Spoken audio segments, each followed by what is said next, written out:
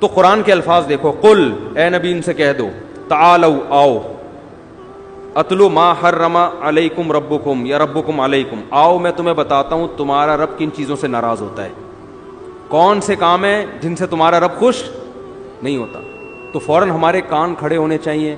اللہ ہمیں خود بتا رہا ہے بھائی مجھے راضی کرنا چاہتے ہو تو کیا کرنا پڑے گا. اور انداز دیکھو، یہ تعلق کا لفظ ایسے موقع پہ جیسے آدمی بیچارہ وہ گمراہ اور حیران سرگردان پھر رہا ہو، اسے صحیح راستہ نہ مل رہا ہو، ٹھوکریں کھا رہا ہوں، یار اس فرقے کے پاس جاؤں، اس فرقے کے پاس جاؤں، اس کی تقریر سنوں، اس کی تقریر، کھوپڑی گھومتی ہے نا آدمی کی. راستہ بھولا ہوا ہو تو بندہ بلاتا ہے ادھر آ یار میں تجھے بتاتا ہوں، تو خام خام پتہ نہیں کبھی اس کے پاس جا رہا ہے کبھی. ایسا ہوتا ہے نا. کیا ہو گیا بھائی، ایسا ہوتا ہے کہ نہیں ہوتا؟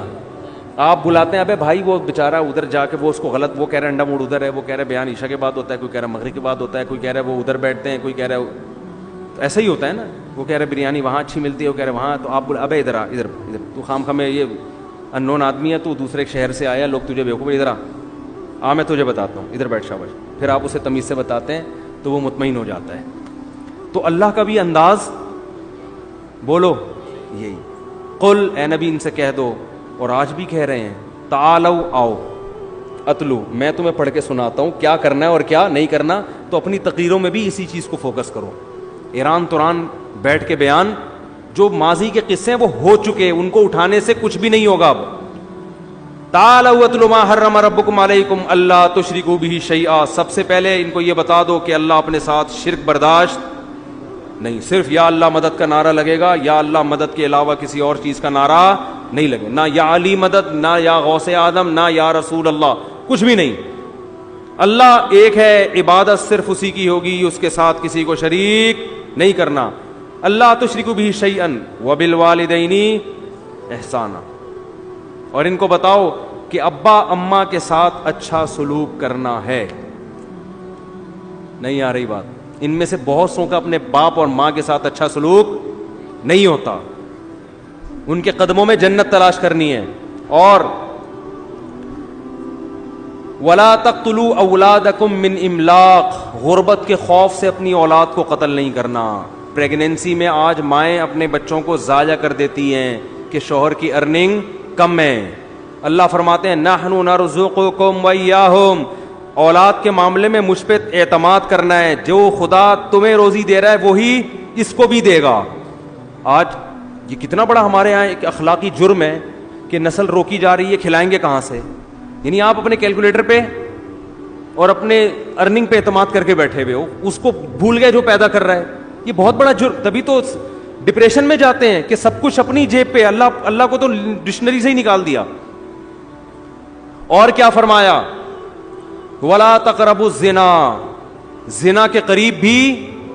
متع اور زنا میں کوئی فرق نہیں ہے، خوب سمجھ لو. 2 گھنٹے کی شادی، 4 گھنٹے کی شادی، 5 گھنٹے کی جو ایگریمنٹ کے ذریعے شادی ہوتی ہے نا، متع جسے کہتے ہیں، وہ زنا ہی کا دوسرا نام ہے. متع میں اور زنا میں، ایک صاحب مجھے کہنے لگے نہیں زنا تو چھپ کے ہوتا ہے، متع میں 2 گواہ ہوتے ہیں.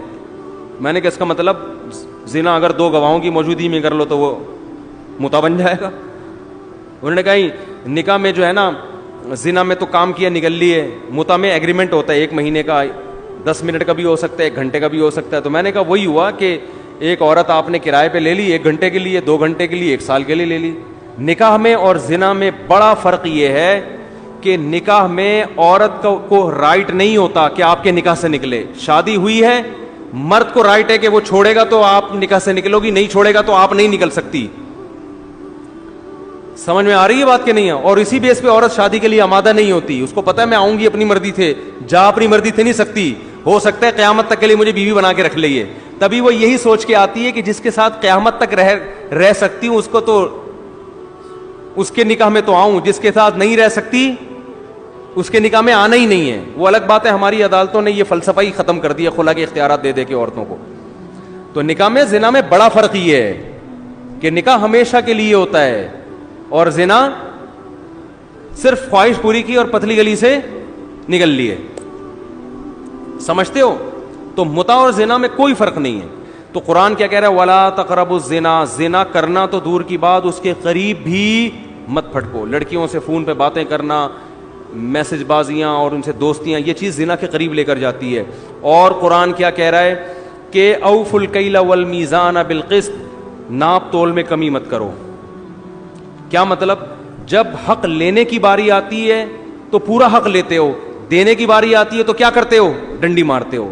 علماء نے لکھا ہے اس آیت میں گورنمنٹ کے وہ ملازمین بھی داخل ہیں جو دفتر لیٹ پہنچتے ہیں, کام دیر سے کرتے ہیں, تنخواہ پوری لیتے ہیں. وہ پرائیویٹ ملازم بھی داخل ہیں جو کمپنیوں میں ڈنڈی مارتے ہیں, کام نہیں کرتے, تنخواہ کمپنیوں سے پوری لیتے ہیں. وہ ٹیچر بھی داخل ہیں, اسکول کے ٹیچر اور یونیورسٹیوں کو پروفیسر, یہ جو طلبہ کو دیانتداری سے پڑھاتے نہیں ہیں مگر سیلری اپنی پوری لیتے ہیں. وہ تمام لوگ اس آیت میں داخل ہیں. تو قرآن کہہ رہا ہے یہ حرکت بولو نا. تو خطیب کی تقریروں میں ان موضوعات کا تذکرہ ہونا چاہیے, نہ کہ وہ ہر تھوڑے دن میں حضرت معاویہ کا مسئلہ لے کے بیٹھا ہوا ہے اور وہ حضرت فاطمہ کے ساتھ یہ ہو گیا تھا, فلانے کے ساتھ یہ ہو گیا تھا, فلاں کے ساتھ یہ ہو گیا تھا, وہی انہی کو بیٹھ کے. قرآن تو کہہ رہے یہ مسائل ہیں بھائی تمہارے, تعالوا آؤ ہم تمہیں بتاتے ہیں. ولا تخف ما لیس لک بہ علم, جس چیز کی 100% دلیل نہیں ہے تمہارے پاس اس کے در پہ مت ہو. تبصرہ نہ کیا کرو. ہر آدمی پھینکو ہے کہ نہیں ہمارے معاشرے میں؟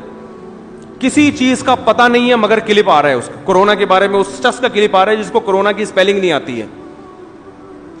ویکسین کے بارے میں اس کے تبصرے آ رہے ہیں جس کو ویکسین کی الف بے بھی نہیں پتا ہے کہ یہ ہوتا کیا ہے.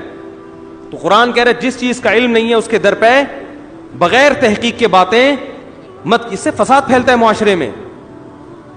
تو یہ ہمارے ایشوز ہیں. اور اسی آیت میں قرآن نے اور بہت سارے احکام دیے, وہ سارے, ہاں ولا تقربوا مال الیتیم, یتیم کے مال کے قریب بھی مت پھٹکو.